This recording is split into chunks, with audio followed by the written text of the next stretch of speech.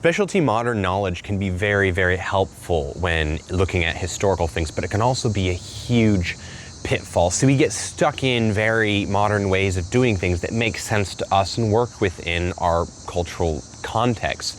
And sometimes we go and look back at the past and we want to take that idea that we have and shove it into the past where it really, really doesn't fit, because the ways that we're used to doing things are just the ways we think are just natural, might not necessarily be universal human modes of operating. So take backpacks, for instance. A lot of people asked, well, why didn't they just use backpacks? Well, they hadn't really been invented yet.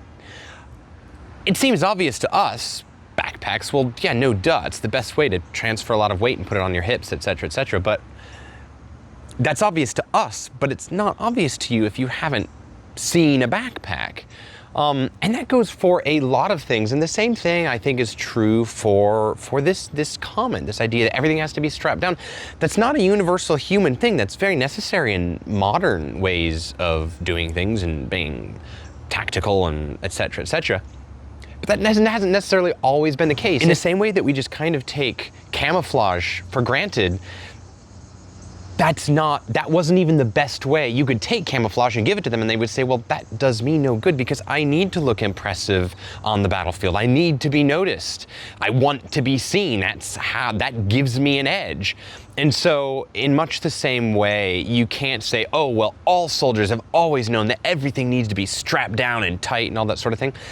That hasn't really always been the case. And for the Romans, there's not really a problem with having things dangling about from, your bindle stick, your furka.